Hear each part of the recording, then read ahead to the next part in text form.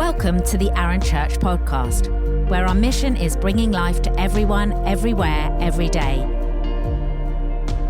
Each podcast episode features the latest talk from our church, which are released weekly. We're passionate about Jesus, love to worship together, and are committed to changing our community for the better. Connect with us at arunchurch.com.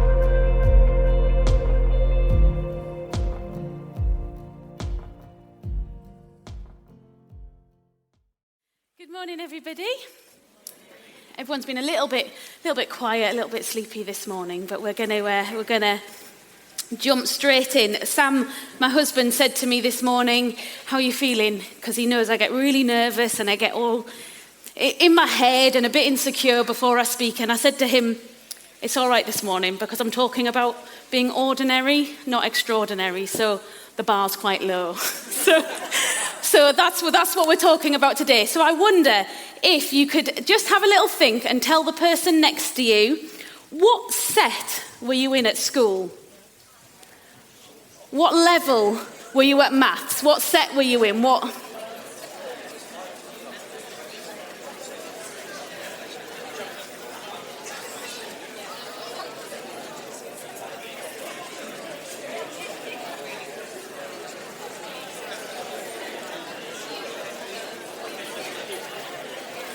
Oh, there's lots of discussion about this. Everybody remembers what set you were in. Everybody remembers at our school, the sets were called the higher sets and the lower sets. You might have been in top set or bottom set. And that really affects how you felt about yourself, how you thought about yourself. I was listening to a podcast this week. I listened to this comedy podcast, and they were talking about being in the lowers for maths. And every time it was like, oh, you knew you were in the lowers. You knew you weren't as good as everyone else. You knew they were saying on this podcast, like, you knew you were thick when you got put in the lowers. It's like, oh yeah, they just go over there, they just mess on, they just doss in that class because they can't do the maths. But the highers, they were the ones that the teachers focused on. They were the ones that were going to achieve. They were the ones that were going to pass the exams.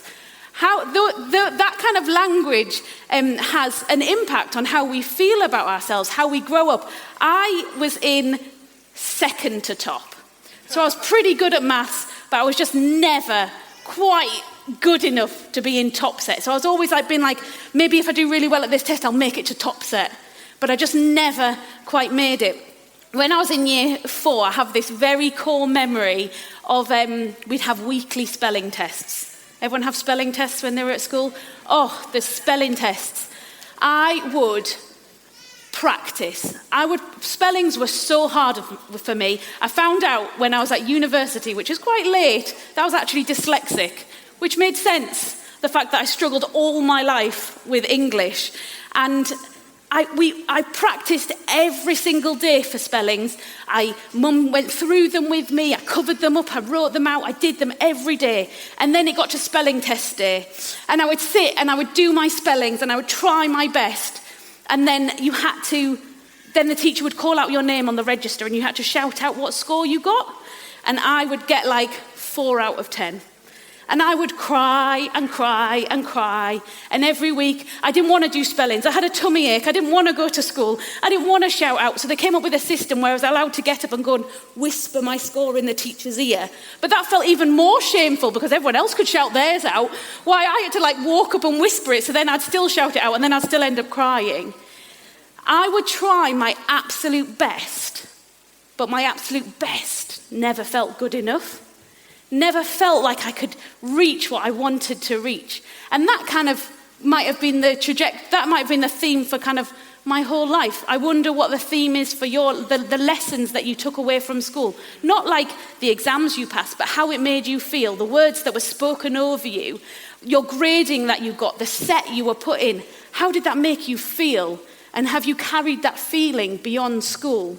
So we're going to join in to the series at the minute. So this week we're looking at the fisherman's call. And so we're going to be reading from Matthew 4, 18 to 22. So it should come up on the screens, but you can read from your own Bibles. So Matthew 4:18 to 22 says, as Jesus was walking beside the Sea of Galilee, he saw two brothers, Simon called Peter and his brother Andrew. They were casting a net into the lake, for they were fishermen. Come, follow me, Jesus said, and I will send you out to fish for people. At once they left their nets and followed him. Going on from there, he saw two other brothers, James, son of Zebedee, and his brother John. They were in a boat with their father, Zebedee, preparing their nets. Jesus called to them, and immediately they left the boat and their father and followed him. So that is the passage we're looking at today, when Jesus calls the disciples. Jesus calls these four disciples to follow him, these four fishermen to follow him. So let's just kind of look at the text, at the surface. What do we know? So we know they were fishermen. Yeah, that's quite an easy one. We know they're fishermen. So the fishermen at the time, they worked on the Sea of Galilee. Being a fisherman was a very physical job. It's a tough job. They worked throughout the night. They could have faced storms. They had to be skilled sailors, skilled fishermen. They had to be physically tough. You had to be strong, hauling in nets, rowing. All of that is a physical they had to be physically strong. So they had to be skilled, physically strong, tough. They worked night shifts. We know if we look elsewhere in the Bible, so at Mark 1:20, it says the same story, but from a different account. And it says that they left their father, Zebedee, and their hired workers. So that extra detail is elsewhere, and that just kind of implies that they were successful. They had a good enough business that they not only was a family-run business, but they employed other people as well. But fishing they needed fish, and the fish was sent all around the area. So fishing was like a good job to have. But they were still physical labourers. Yeah, so they weren't rich. They were still physically doing the job, but they were successful at what they did. But when you're a fisherman, you're only as successful as the catch that you've got. Yeah, so you don't store up and accumulate it. You're literally every day need to get fish. Every day need to get fish to sell. Every day. So it's like a day-to-day, hand-to-mouth kind of job. So they worked hard. They were skilled. They were good at what they did. We know that because of course, they employed other people as well. And then if we look a little bit further afield, so in Acts 4:13, so this is fasting forward a few years, looking at the disciples. It says, so this is when two of the disciples they have just healed somebody outside one of the synagogues. And the people of the crowds, they said, when they saw the courage of Peter and John, they realized that they were unschooled, ordinary men, but they were astonished and took note that these men had been with Jesus. So the crowds looked at them and saw that they were unschooled and ordinary. So what does that tell us? So at the time, the education system was that if you were a Jewish boy, you went to school at the age of 5. And the schooling was predominantly about learning the scriptures. So they would learn the Torah off by heart. Now, if you're anything like me, the only verses I know off by heart are verses that are to a song that I learned in Sunday school. Because I cannot retain anything unless it's to a song. So, but they, from 5 years old till like secondary school, so like between 10 and 13, depends on where you read, but from 5 to that kind of age, they would memorize all of them books of the Bible off by heart. Then they had finished their schooling. They'd also learn about the tradition and about the Jewish culture and about the Jewish ways. But that's what their schooling was. And then when they got to that age, they would then go off to their families and learn the family business, okay? Unless you were exceptional. If you were exceptional, then you would stay on at school, and your learning, your apprentice from your family would be delayed.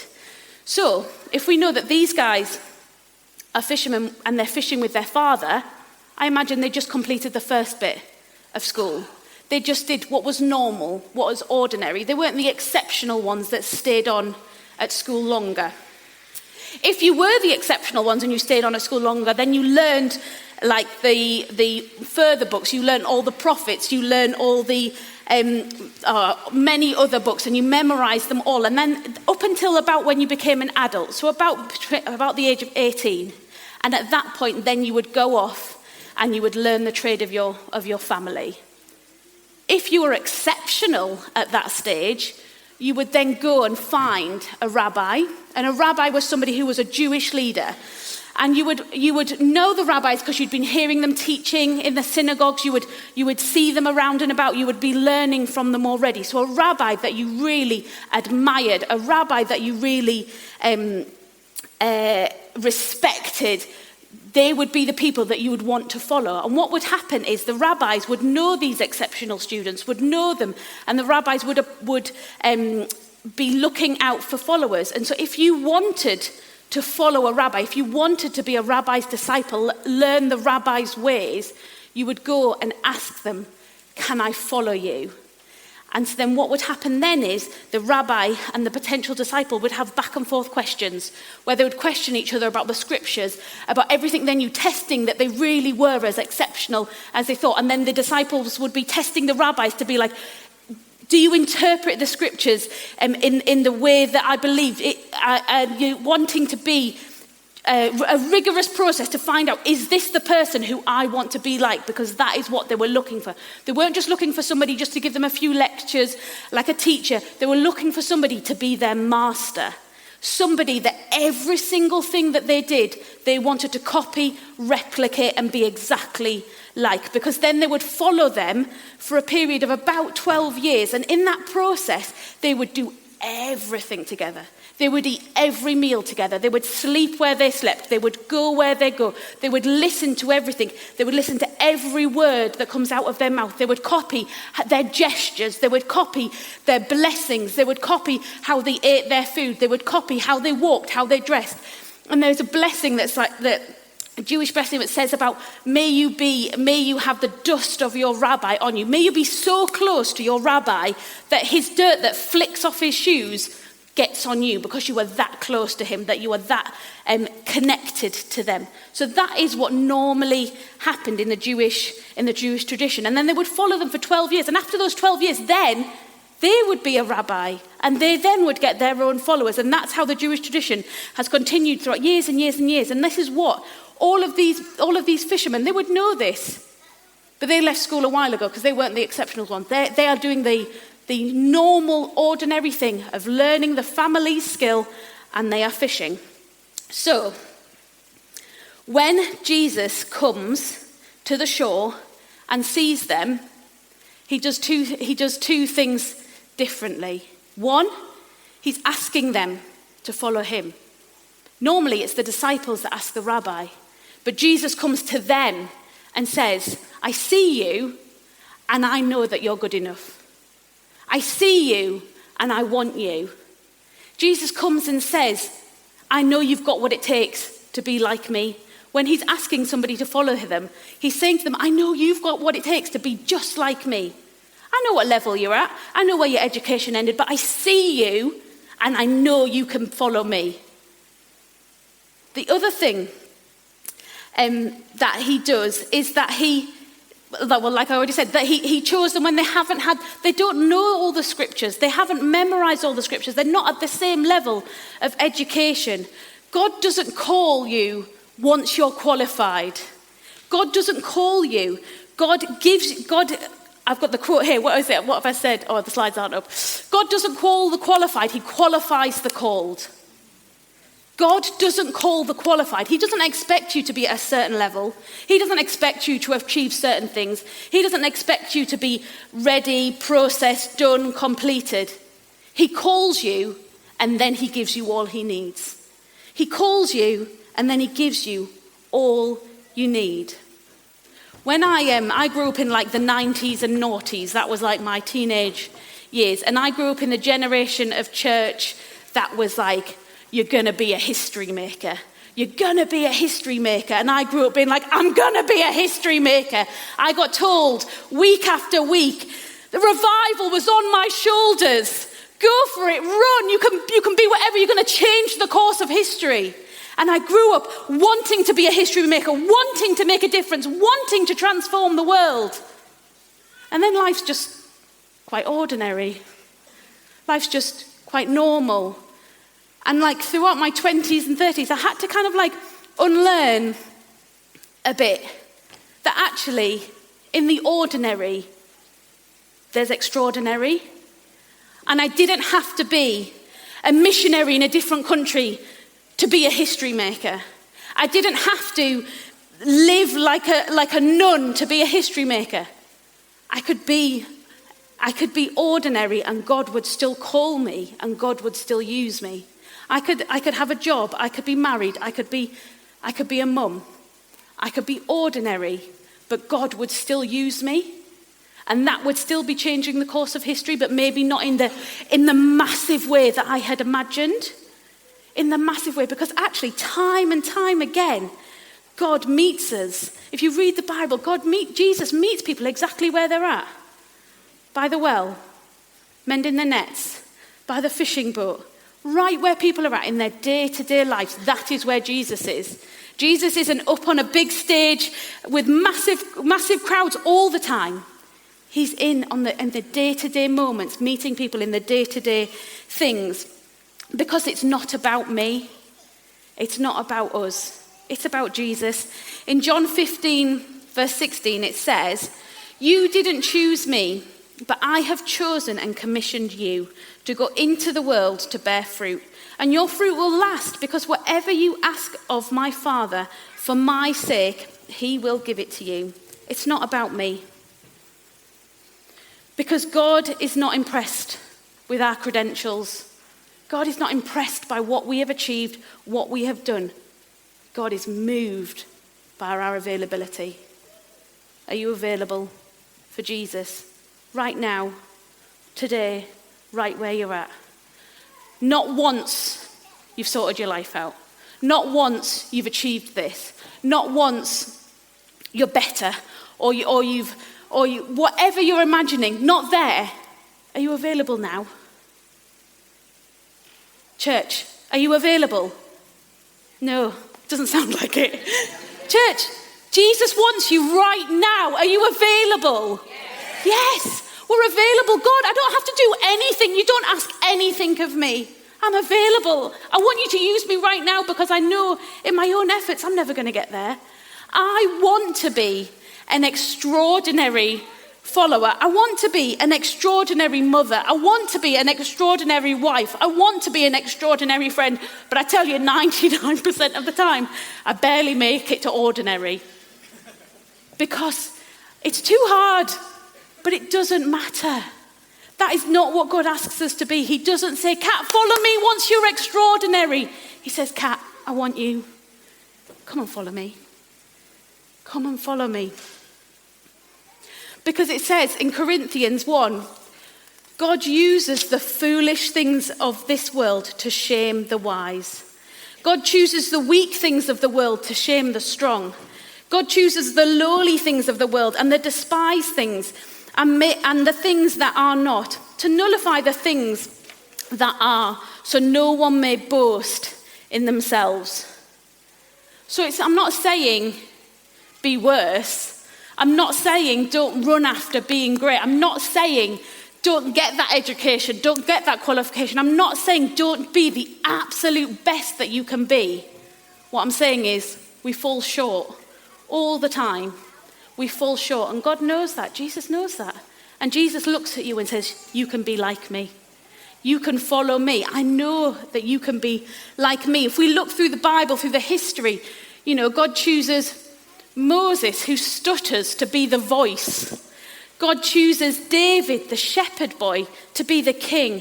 God chooses Esther, the orphan, to be the queen, to save the people. God chooses smelly, dirty fishermen to be his first disciples. God uses the tax collectors to be his disciples, to follow him. We know that God calls people who don't look like the kind of people that we would expect to be the history makers, the world changers, the people that carried the church and changed the course of history.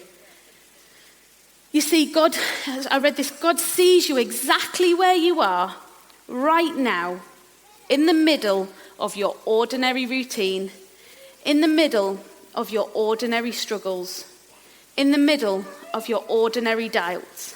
He's not waiting for you to become qualified. He's inviting you right now to be transformed. God's inviting us to be transformed. So what things in your life are holding you back? What things might have been spoken over you at school?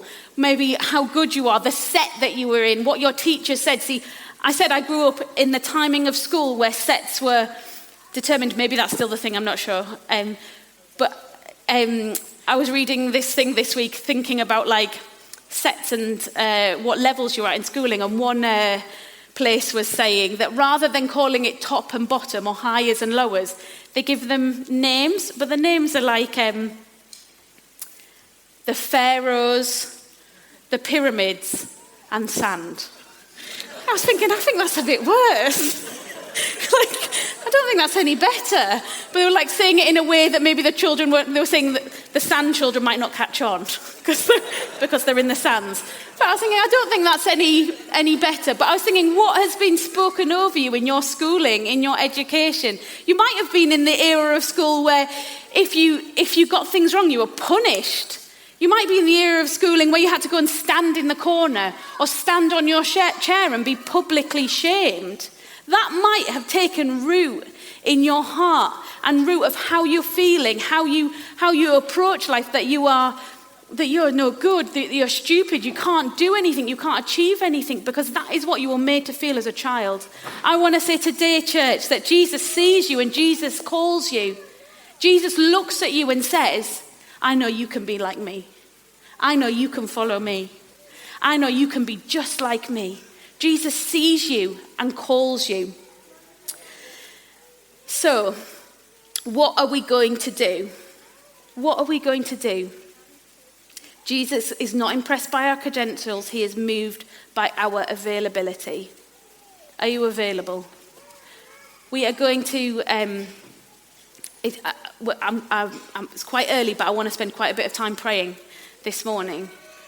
So what I'm wanting to do is, if you have, maybe this is your first time at church, maybe this is your first time kind of hearing about Jesus, if you want to become a Christian, if you want to become a Christian for the first time, we're going to spend time praying for you. We want you to say yes to Jesus, yes to following Jesus. We're going to do that this morning. Maybe you've been coming to church for some time. So the disciples, they knew Jesus. They grew up in the same area. They knew of him. They knew about him. They'd have heard him speaking in the synagogues. They would have heard the kind of questions and the debates that went on. They might have seen some of the miracles that were starting to happen. They'd have known him. So that's why straight away, when Jesus asked them, when Jesus broke tradition, when Jesus saw something in them, straight away they were like, yes, because they were going to do something that they never had the option of doing. They never had the possibility of becoming a disciple because they were held back by the education. But they had seen how amazing he was. If you have been coming to church for a little while, if you've been just getting a bit of a taster and you're seeing and hearing more about this God, more about Jesus, I want today to be the day that you commit and that you say, yes, I want to follow him. Perhaps you've been a follower of God for a long time. Perhaps you've been a disciple for a long time. Perhaps you said yes when you were young and you come faithfully to church every single week. But today we want to recommit our availability. Recommit to Jesus day after day. Not get bogged down in the day-to-day things that hold us back, in the day-to-day doubts and thoughts and worries we have, in the things in our head that tell us we're not good enough, in the things in our life that just distract us, in the mending of the nets, in the day-to-day worries. I was thinking about the fishermen. They were on the shore. So I imagine it was the morning. I imagine they'd just finished being out fishing all night. They would have been tired. They could have said, oh yeah, let me just get a couple of hours sleep and I'll be right with you.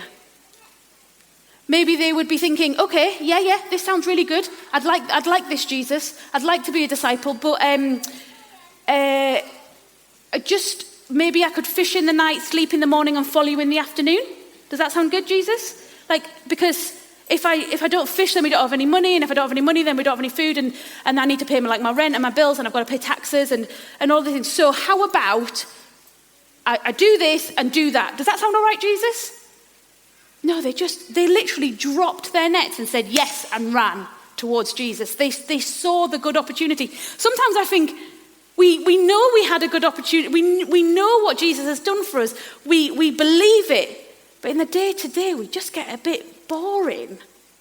In the day-to-day, we just get a bit caught up in the stresses, in the bills, in the I don't know, going to work, making the packed lunches, cleaning the house, all the things.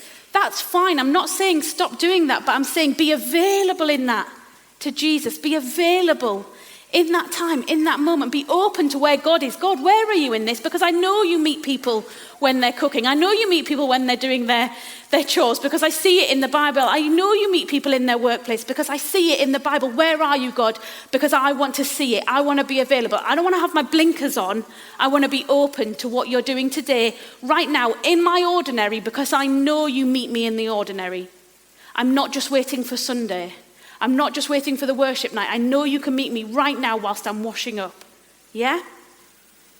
Guys, we're a bit sleepy. Right, let's get the band up because we're gonna act now, okay? So, let's not be like disciples who negotiate with Jesus. Let's not be negotiators. Let's not say, yeah, I want to follow you. I'm just going to do this first. Let's be followers that drop our nets and go, okay? So, if you want to be a Christian for the first time, if you've never said yes to following Jesus, I'm telling you today that Jesus is saying, you've got what it takes to follow me, and I see you and I want you. Jesus is running after you and Jesus is pursuing you. If that is something that you want to do, if you want to commit your life to Jesus for the first time today, we're going to come right to the front. We're not going to say quietly yes in our hearts. We're going to be like the disciples. We're going to take this example of the disciples, dropping our nets, getting out of our boats, getting out of your seats, and we're going to come to the front and we're going to publicly say, yes, this is a great opportunity. I want to follow you. If that is you, I encourage you to be bold and brave and come to the front now. If you're on the outskirts and you've kind of been coming to church for a little while, if you've kind of been thinking, I quite like this Christianity, I'm learning lots and I'm liking what I see, and I think I'm kind of a Christian, but I'm not sure if I've ever fully 100% become a Christian. Jesus is saying, I want you. Come and follow me. If that is you, I want you to come to the front right now. If you have been a follower your whole life or a follower for a long time and you want to say, I am available for you right now, Jesus. I want to commit to you day after day after day. I want you to stand up and come to the front right now. Drop your nets, get out of your boat. Jesus is moved by your availability. Ali, Jesus is moved by your availability. Why are we not all at the front? Do you not want to say, Jesus, I'm available? Get up out of your seats, come to the front. Tell Jesus you're available. We want to follow you. We want to be like you. Jesus is moved by your availability. Becca, Jesus is moved by your availability.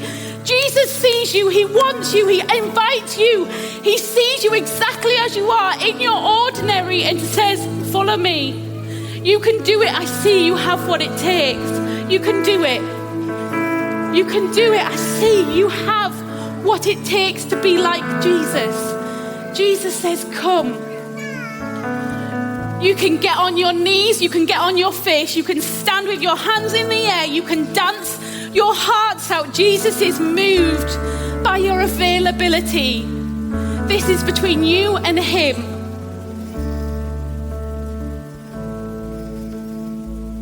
God, we thank you that you see us in our ordinary. We thank you that you see us in our mistakes.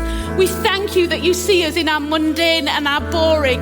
And we thank you that you look us in the eye and say, I want you to follow me. I see you and I know you've got what it takes. God, I thank you. There is no one like you. Thank you, Jesus, for all that you have given to us. And I just pray you help us day by day be available to you. Hour by hour, open our eyes to you and say, Jesus, where are you? I want to be available in this moment to you. I thank you that you see us in our workplaces, in our homes, in our jobs, in our chores, in every situation you see as God. And I just want to break anything that has been spoken over us, that we were lower, lesser, that we were not good enough, that we were not clever enough, that we were not smart enough, that we were not going to make it. That is not what you see, Jesus. That is not what you say, Jesus. That is not what you have called us to be, Jesus. So we just break those chains now. If you physically need to brush anything off you that has been spoken about, you brush it off now, because that is not what God says. God says that you are fearfully and wonderfully made. God said that he formed you in your mother's womb. He knows you intricately. God says that you have what it takes to follow him. God says that you are good. God says that you are loved. So I just encourage everyone, pray for each other. Just talk to Jesus. Lift your eyes up. Let's worship him. Take a stance that shows that is reflective of your heart. Whether that is kneeling, lying, praying, dancing, take a stance that is a public display of what is reflecting going on in your heart. Father God, send your spirit. Father God, send your power. Father God, send your glory. We are available and we are going to do the work right now with you, God. Set our eyes on Jesus and keep our feet firmly on the ground, on the rock.